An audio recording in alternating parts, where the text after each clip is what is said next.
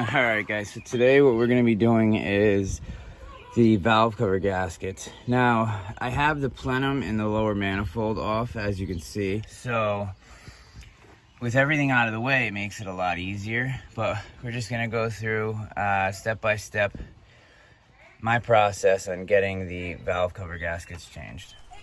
Alright, so I'm going to run through this really quick. How to get from the manifold down to the valve covers without having to go through too much of a headache. As you can see right here, my throttle body, all the vacuum lines, I haven't disconnected any vacuum lines, the purge valve, anything like that, and my lower manifold is out, and I can access everything under here. And those are my valve covers right there, obviously, my coil packs. So being able to lift this up like that allows you to access it without having to take every single thing off. Every vacuum line is attached still. All I did was remove these 7 bolts, 1 and 6, and then all the outer bolts, and that allowed this to come up. Once this lifted up, it gave me access to this. Now this is the gasket that goes between the lower manifold right there and the plenum. So this goes underneath there. If you're doing this, I suggest replacing all the gaskets. I would not suggest putting in old gaskets. You will have an issue. So once you have access to this, all you have to do is remove 1 on the end, 1 on the other end, and then the 6 in the middle, so 8 total. After those 8 bolts are out, you can actually lift this right off and you have access to your valve covers. So now that we're here, let's get started. To get into some of the spots is kind of difficult. So what you're definitely going to need is a good long extension like this and a swivel head. Even if it's not quite this long, you need at least a 6-inch extension and a swivel head, especially for on the passenger side, this back bolt. The direction that the bolt is in is on an angle, and you can't get to it, you can't get the socket on because of this straight down. So it has to go down and at an angle to actually properly get the socket on it. And if you don't do that, it's likely you're gonna strip the bolt. So make sure you have a swivel head. This is only gonna take a few things. 10 millimeter, a pair of pliers to get all the electrical connections off. The 10 millimeter fits all of the coil bolts, all of the valve cover bolts. Basically any bolt on the top of this is going to be 10 millimeter. I've yet to encounter any other, but 11 and 12 is probably, you know, 10, 11, 12, 13, and 14. As long as you have those sockets, you can pretty much do anything on these cars. But a 10 will cover everything on here. A pair of pliers for the electrical connections.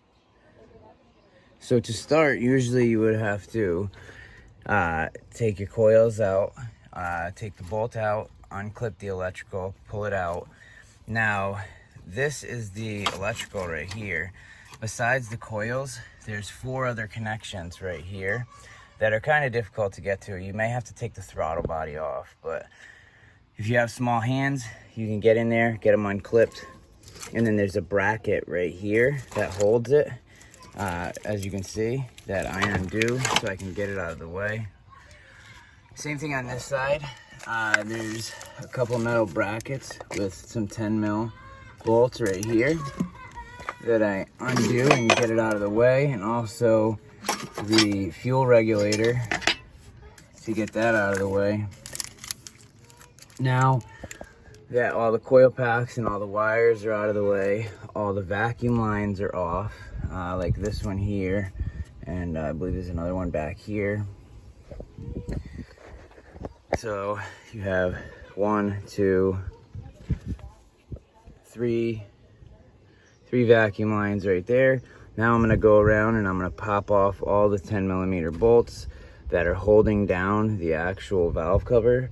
Then we're gonna slide it off, we're gonna clean them, and I'm gonna show you how to get the gaskets in there without having to do all the weird tricks that you see people on YouTube do with the string and the tape and all that crap, because all that does is cause a headache, because you get it on, you got your gasket sealer on there, and then it just makes a mess. So I'm gonna show you a simple trick to get these valve cover gaskets on, because they actually slide into the cover, not into the head, and then you have to seat it on.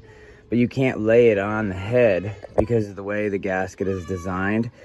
It has a small slit that goes into the valve cover, and unless you press it into the valve cover first, it's absolutely impossible to do it the other way. So I'm gonna get this off, get it cleaned up, and we'll take it from there.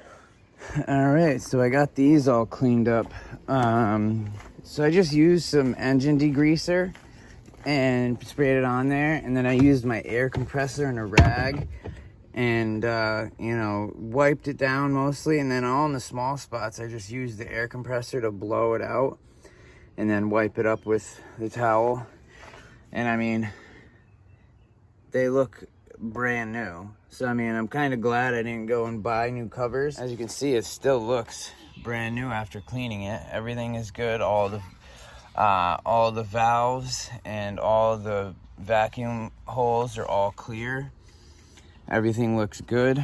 So yeah, I'm just gonna run with it, and I'm gonna double check it right now, make sure it seats down good, and the spark plug rings will sit inside there.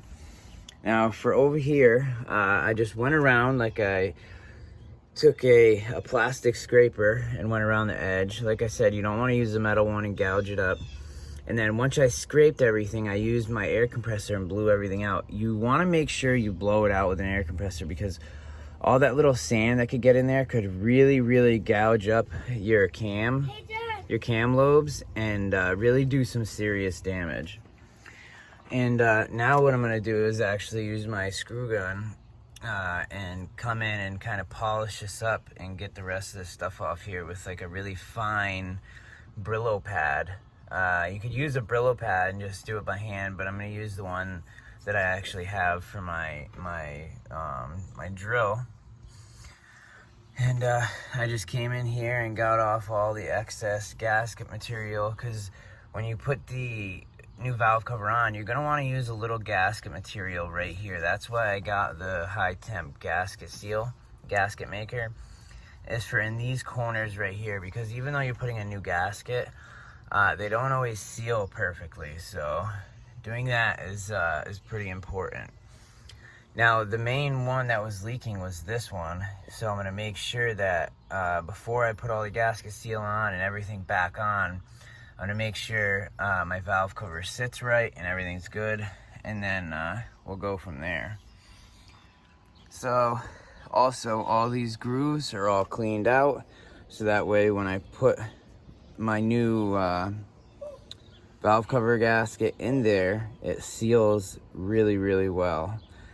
And for my trick to get this on, because what you're gonna have to do is you put the gasket in here and then you have to flip it and put it on, and a lot of the time it'll just fall out. So what you do is in your corners right here, and then maybe a spot right in the middle, you just put a little bit of the gasket maker inside the groove before you put the gasket in.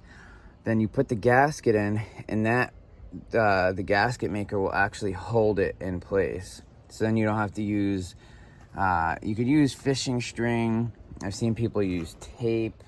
There's a couple different ways you can do it, but honestly, just using the gasket maker that you're already going to use is the easiest way, because then you don't have to pull anything out once the valve cover is on. And a lot of time what happens is, as they're pulling out the string or pulling out the tape, it actually pulls the gasket off, and then it's not seated right. All right, so what I did to get ready to get this thing on once everything was off I took a green scrubby to this to get rid of any excess gasket material or a plastic scraper. And then once all that was off, I used 91% alcohol to get rid of any oils or anything left on there. And then that is all prepped and ready. But once it's prepped and ready, cleaned with alcohol, I use an air tool to spray all the debris and stuff out. And then I'll wipe down the edge with alcohol. And this, because the gasket has to go in here, what I do is I use the gasket maker, high temp gasket maker, in all the corners, so when I flip it, the gasket doesn't fall out. And also, anytime you're doing a valve cover, you want to make sure you use some gasket sealer on the corners, like these right here. I haven't put it in the back yet, just because sometimes these rubber gaskets don't completely seal. So this is just to ensure you get a good solid seal. So now what I'm going to do is just take this, flip it, slide it in, make sure the gasket's still lined up and good, and then get her locked down. So I'm going to go ahead and do that, and yeah, see how she comes out. Alright guys, so she's on. As you can see, just remember there's 10 bolts, 4 on each side. There's one right here I have to still put in, and then one more right back here. And as you can see, a little bit of squishing out. That's good. And you can tell when it's close to seating, because you'll see this stuff start to squish out. So I hope that was helpful, and if you have any questions, don't hesitate to comment, ask me anything, and until next time, peace.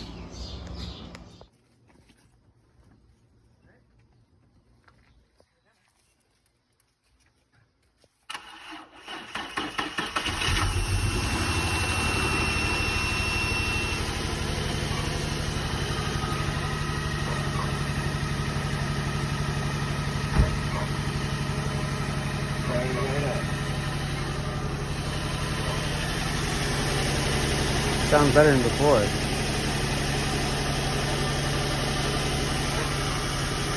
Sounds a lot better.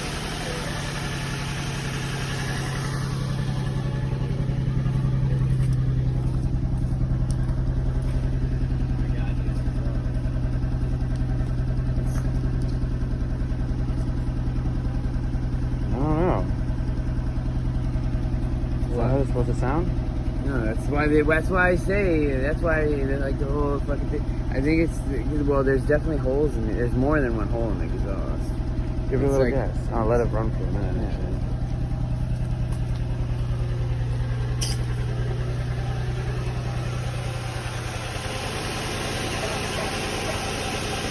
Yeah, I think you just need a new exhaust and fucking like head her back. Dude, the thing's running perfect.